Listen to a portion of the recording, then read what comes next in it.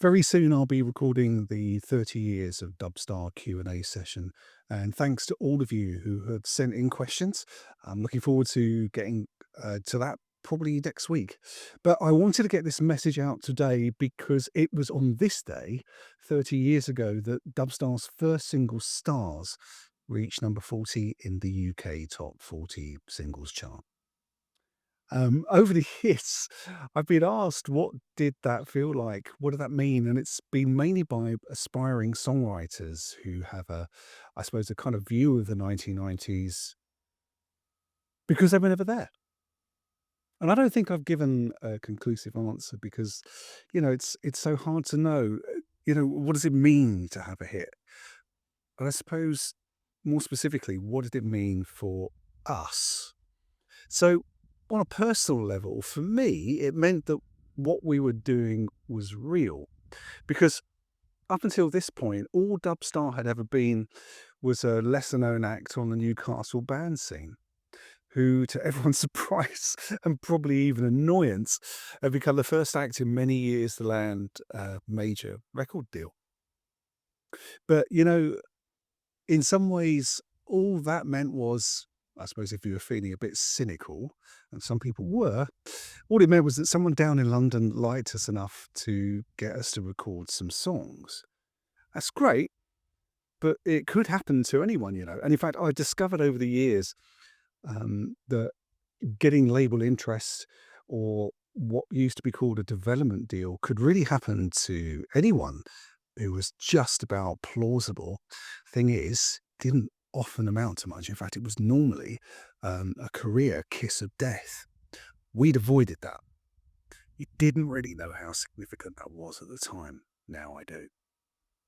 So we were in a different place. Food Records had released a song by us and it had charted.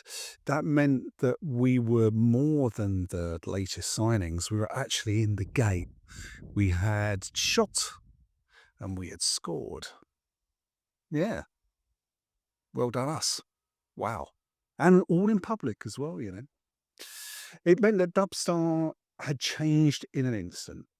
I'd always imagined that we would sign to a small indie label and release a string of essentially boutique records to be sold in indie record shops, probably somewhere towards the back, and have a career that would be just sort of bubbling along as a middling alternative act. But this wasn't through lack of ambition on mine or Chris or Sarah's part.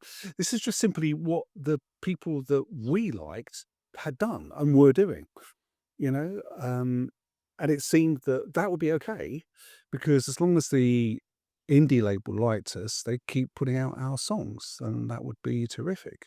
That's what we wanted.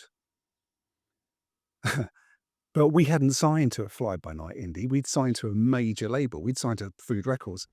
And food meant business. By which I mean Andy Ross, the A&R chap who signed us and is sorely missed. Andy did things properly. We were intending to bring records to sell a lot of those great records. So no pressure, right? And here we were with our very first release hitting the top 40.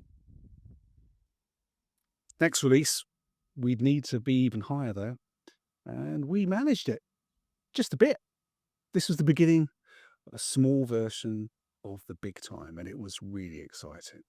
So getting to number 40 soon seemed like a lowly achievement, a stepping stone to higher in the charts, and we actually did have a future. The radio had played us, we'd been on TV, the press seemed to love us. The record itself said, terrific. Well played, everyone. And how did it feel? Well, I was elated, then immediately daunted, then elated again. Typical me, I suppose. I walked up from our flat on Grosvenor Avenue in Jesmond to the off-licence on Acorn Road and bought a bottle of champagne. That's not something that I normally do, even today. And someone has a picture of myself and my partner toasting this moment to Lucy, the grey derby cab, who was staring out so the backyard of the flat. Bemused, I reckon, to what was going on and what would possess her humans to be dancing around in the drizzle. She stayed in, we stayed out. What did it mean?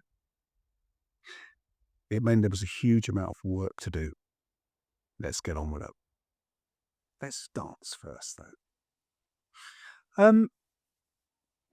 I suppose on reflection, getting to number 40 in the charts was not very high, but it was high enough. And it started a chain of events that has echoed through the decades right to where I'm sitting right today.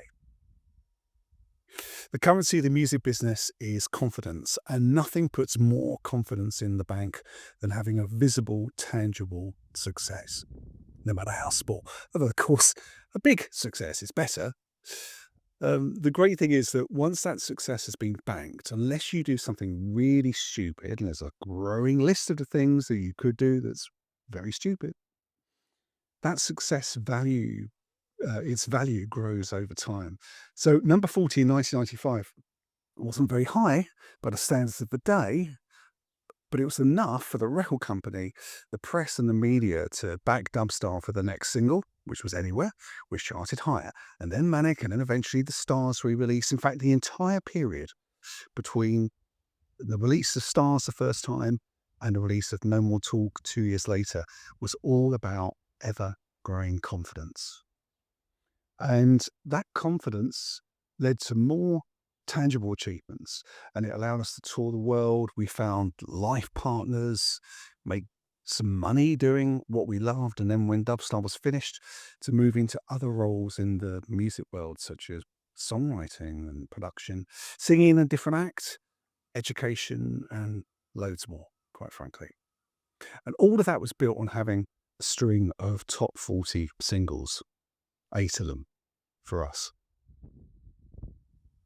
You know, when I was lecturing, I would tell my students something that our publisher, Mike Smith, had said to me, kind of paraphrasing him, I suppose. But he said that the key to success is to have hits. Anything, as you know, everything happens when you have hits. So, congratulations to Dubstar, 30 years ago today. Cheers.